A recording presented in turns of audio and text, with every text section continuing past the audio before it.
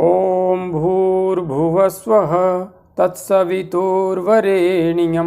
भर्गो देवस्य धीमहि धियो यो नः प्रचोदयात्। उस प्राण स्वरूप दुखनाशक सुख स्वरूप श्रेष्ठ तेजस्वी पापनाशक देव स्वरूप परमात्मा को हम अपनी अंतरात्मा में धारण करें। वह परमात्मा हमारी बुद्धि को सत्मार्ग की ओर प्रेरित करे। भाइयों बहनों, जय श्री राम, जय गुरुदेव, जय माँ आदि शक्ति। आप भाइयों बहनों की साधना से संबंधित जिज्ञासाएं निरंतर प्राप्त हो रही है। 2-4 दिन से मैं काफ़ी व्यस्त था, इस वजह से वीडियो बना पाने में असमर्थ था। आज प्रथम जिज्ञासा ले रहा हूँ। बहन जया कंवर जी ने अपनी जिज्ञासा प्रकट करते हुए लिखा है, गुरुजी प्रणाम। प्रणाम बहन प्रणाम। क्या आपके द्वारा कोई पुस्तक लिखी गई है तो पुस्तक का नाम बताएं। बहन, पुस्तक लिखी गई है। 2017 में मैंने एक छोटी सी पुस्तक लिखी थी, हिंदुत्व की विडंबना एवं आवश्यकता। उसके बाद में मैंने कोई पुस्तक अभी प्रकाशित नहीं करवाई है। लिखा हुआ कंटेंट बहुत सारा है, बस प्रकाशित करवाने की देरी है। जैसे ही माँ आदि शक्ति कुंडलिनी योग संस्थान का रजिस्ट्रेशन आदि की प्रक्रिया पूर्ण हो जाएगी, आप सबके बीच में जो महत्वपूर्ण विषय हैं उनसे संबंधित अधिकांश पुस्तकें आ जाएगी। किंतु अभी सिर्फ एक पुस्तक है, ये हिंदुत्व की विडंबना एवं आवश्यकता। छोटी सी पुस्तक है। इस पुस्तक को जब मैंने प्रकाशित करवाया था तो डायमंड पॉकेट बुक से भी संपर्क किया था। उन्होंने इस पुस्तक की विषय वस्तु को देखने के बाद में कहा था कि हम इसको विश्व स्तर पर प्रकाशित करना चाहते हैं, हिंदी और अंग्रेजी दोनों भाषा में, क्योंकि इसकी विषय वस्तु बहुत ही महत्वपूर्ण है। किंतु आप इसके पेज और अधिक बढ़ाइए। किंतु इस पुस्तक के लिए वास्तविक रूप में मेरे पास इससे ज़्यादा कोई विषय वस्तु नहीं थी, क्योंकि हिंदुत्व की विडंबनाएं जितनी हो सकती थी उतनी विडंबनाओं को मैंने संक्षिप्त रूप में लिखने का प्रयास किया, न कि विस्तार से। और आवश्यकताओं में जो भी विषय वस्तु सम्मिलित हो सकती थी, जगत जननी माँ ने मेरे मस्तिष्क में बैठकर जो भी विचार दिए वे मैंने इस पुस्तक में समाहित कर लिए थे। तो इस पुस्तक में हिंदुत्व की उन विडंबनाओं को समाहित किया गया है जिनकी वजह से संसार का सर्वोच्च धर्म आज अत्यंत दयनीय स्थिति में है। और यदि हम फिर से इस धर्म को संसार का सर्वश्रेष्ठ एवं महान धर्म ही नहीं बल्कि संपूर्ण विश्व में सत्य सनातन मानवीय मूल्यों का प्रचार प्रसार करना चाहते हैं और मानवीय मूल्यों से युक्त समाज को जीवंत बनाना चाहते हैं, तो इस पुस्तक में जगत जननी माँ ने कुछ सुझाव दिए हैं। और हाँ, उन सुझावों में से यदि आधे सुझावों को भी हम धर्म में सम्मिलित कर लेते हैं तो कोई भी कारण नहीं है कि सनातन धर्म फिर से विश्व का एकमात्र सर्वोच्च धर्म बन जाएगा, एकमात्र सर्वोच्च धर्म। इसलिए यह एक पुस्तक है और यदि आप इसको पढ़ना चाहती हैं तो किसी बुक स्टॉल पर तो आपको यह उपलब्ध नहीं हो पाएगी, क्योंकि इसका लेखक और प्रकाशक दोनों में ही हूँ। बड़े प्रकाशन से यह पुस्तक प्रकाशित नहीं हुई है। इसे सिर्फ आप मेरे पास से मंगवा सकती हैं, सशुल्क और निःशुल्क, जैसी भी आपकी श्रद्धा हो। अब तक जिन्होंने भी मेरे से इस पुस्तक के बारे में जिज्ञासा रखी, अधिकांशतया मैंने निःशुल्क ही भेजा है। आप चाहें तो निःशुल्क प्राप्त कर सकती है, और श्रद्धा से जो शुल्क देना चाहते हैं वे दे भी सकते हैं। मात्र 25 रुपये इसका मूल्य है। डाक खर्च जो भी आता है वो अलग बात है। आगे भाई प्रसून कुमार जी ने अपनी समस्या लिखते हुए लिखा है, प्रणाम गुरुदेव, मैं पिछले 5 दिन से अनुलोम विलोम करते समय नाभि के पास ठंडक महसूस होती है, और कभी कभी रीढ़ में थोड़े समय के लिए कंपन होते हैं, और ध्यान लगाते समय काले बादल छाए रहते हैं। पिछले 5 दिन से थोड़े समय के लिए सफ़ेद शंख आता है, और आज सुबह शंख और शाम को शिवलिंग आया। गुरुदेव, इन दोनों के आने से मैं काफ़ी डरा हुआ हूँ, मार्गदर्शन देने की कृपा करें। भाई प्रसून कुमार जी, आपने लिखा है कि पिछले 5 दिन से अनुलोम विलोम करते समय नाभि के पास ठंडक महसूस हो रही है। ये बहुत अच्छा संकेत है। यदि आपको नाभि में ठंडक महसूस हो रही है तो ये बिल्कुल अच्छी बात है। और कभी कभी रीढ़ में थोड़े समय के लिए कंपन होते हैं। रीढ़ में कंपन होना यह इस बात का संकेत है कि आपका प्राण सुषुम्ना मार्ग में प्रवाहित होने लगा है। आगे आपने लिखा है, और ध्यान लगाते समय काले बादल छाए रहते हैं। यह थोड़ी सी अच्छी बात नहीं है। काले बादल छाए रहते हैं, आप ध्यान करते रहिए, ये काले बादल शीघ्र ही छटने लगेंगे, क्योंकि इनका छटना आवश्यक है। काले बादलों के स्थान पर सफ़ेद बादल आएंगे, और उसके पश्चात श्वेत शीतल प्रकाश भी जागृत होगा। पिछले 5 दिन से थोड़े समय के लिए सफ़ेद शंख आता है, और आज सुबह शंख और शाम को शिवलिंग आया। बहुत अच्छी बात है। पहले काले बादल थे, अब शंख आ गया है, शिवलिंग भी आ गया है। थोड़े दिनों बाद में भगवान विष्णु भी आएंगे, गणेश जी भी आएंगे, माता जी भी आएंगी, और आपके चिंतन में जो जो बातें विद्यमान हो सकती हैं वे सब आ सकते हैं।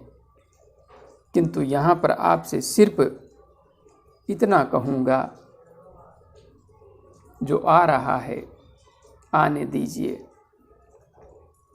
आगे आपने लिखा है, गुरुदेव, इन दोनों के आने से मैं काफ़ी डरा हुआ हूँ, मार्गदर्शन देने की कृपा करें। अरे भाई, इन दोनों के आने से आप डरे हुए क्यों हैं?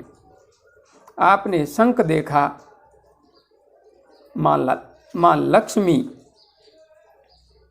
का स्वरूप मानिए शंख को, और शिवलिंग देखा तो शिवलिंग तो भगवान शिव का प्रतिनिधित्व करता ही है, तो डरने की कोई बात ही नहीं है। जहाँ तक बात है, कोई भी आकृति आए, कोई भी प्रतिबिंब आए, आपको उससे डरने की कोई भी आवश्यकता नहीं है, क्योंकि वास्तविक रूप में तो आपके सामने कोई घटना घटित हो ही नहीं रही है।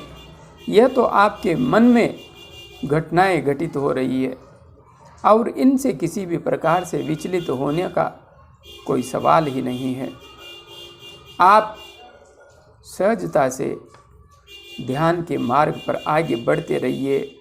जो दृश्य आ रहे हैं उन्हें दृष्टा बन करके देखते रहिए, जो आया आया।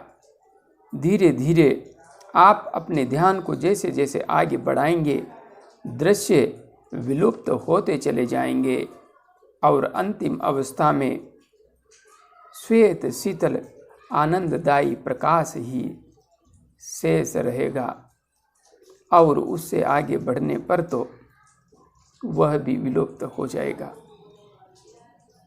इसलिए जो भी आ रहे हैं आने दीजिए, उन्हें दृष्टा बन के देखते रहिए, निरंतर साधना जारी रखिए, सब कुछ ठीक चल रहा है।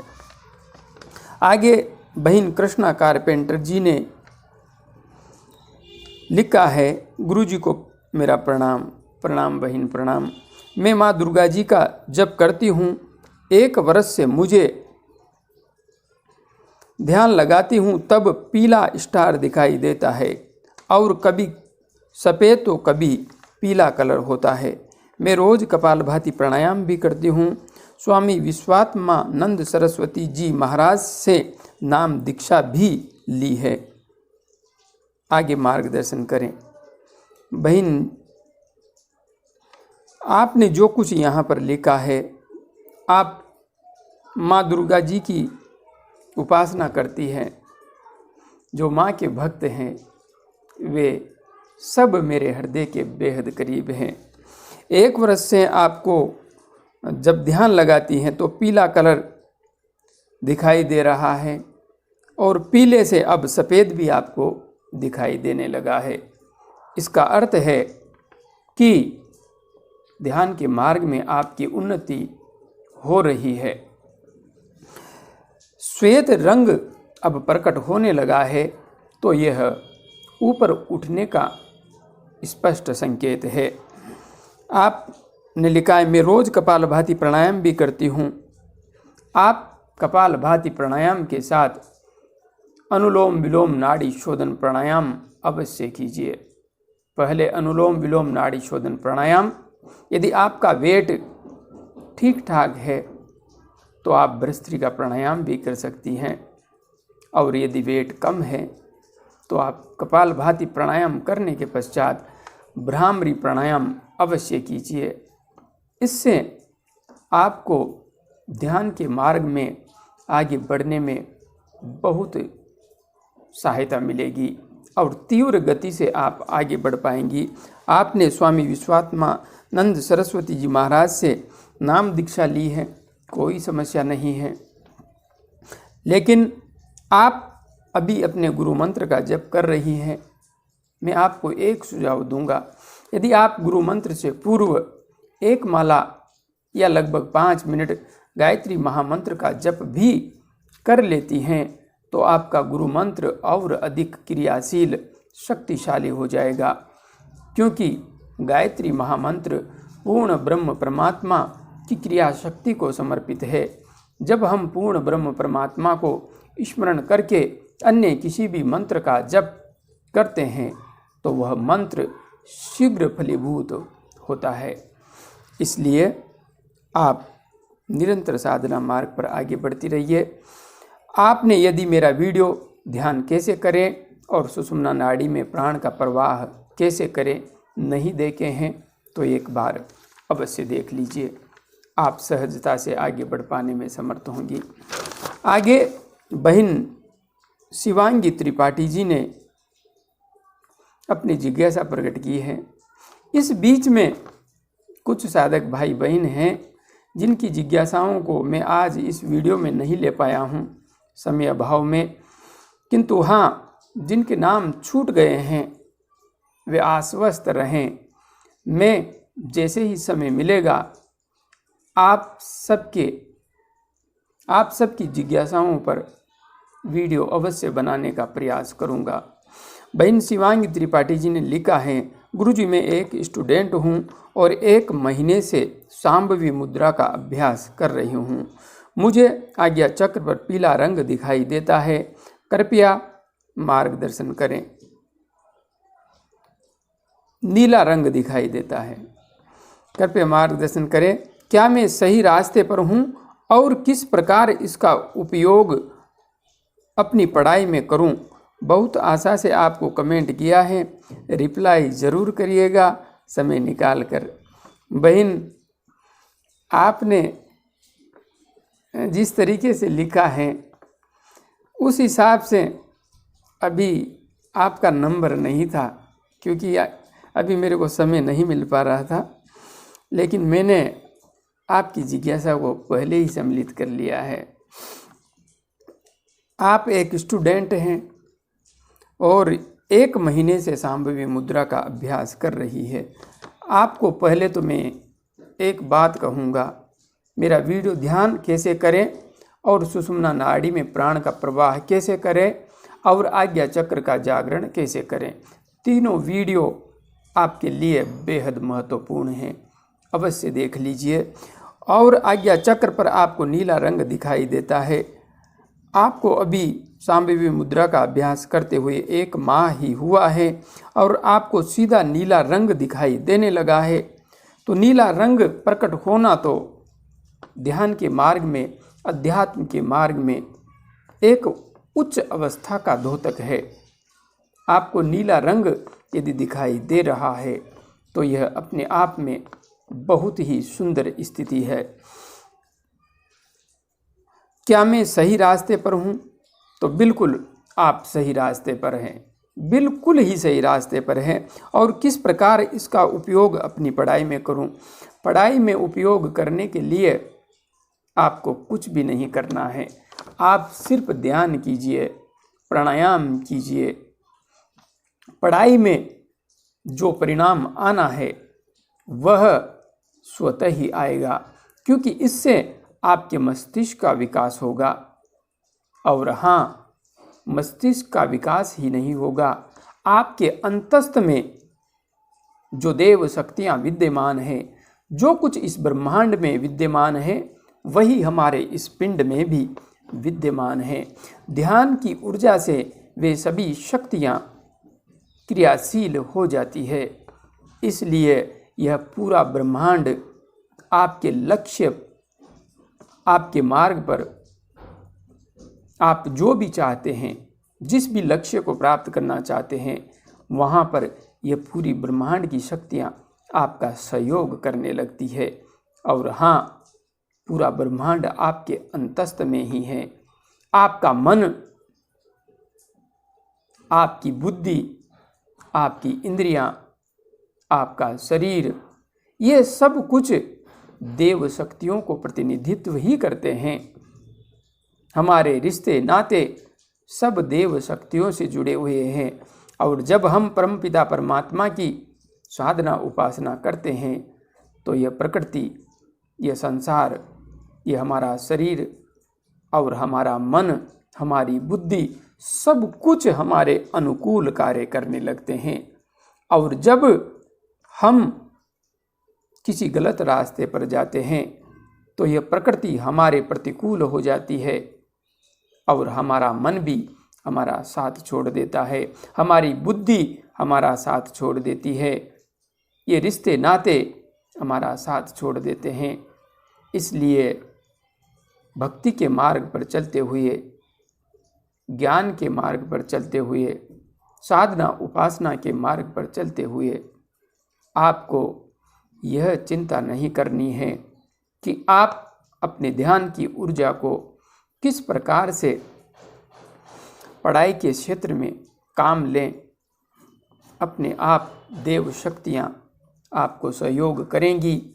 ध्यान करने के पश्चात जगत जननी माँ परम पिता परमात्मा से हाथ जोड़कर एक बार प्रार्थना अवश्य कीजिए कि हे जगत जननी माँ, हे परम पिता परमात्मा, मुझे मेरे लक्ष्य को प्राप्त करने की शक्ति, सामर्थ्य दीजिए। बस इतना ही काफ़ी है, सब कुछ ठीक होगा। आज के लिए इतना ही। आप सभी भाइयों बहनों को प्रणाम। जय गुरुदेव, जय माँ आदिशक्ति।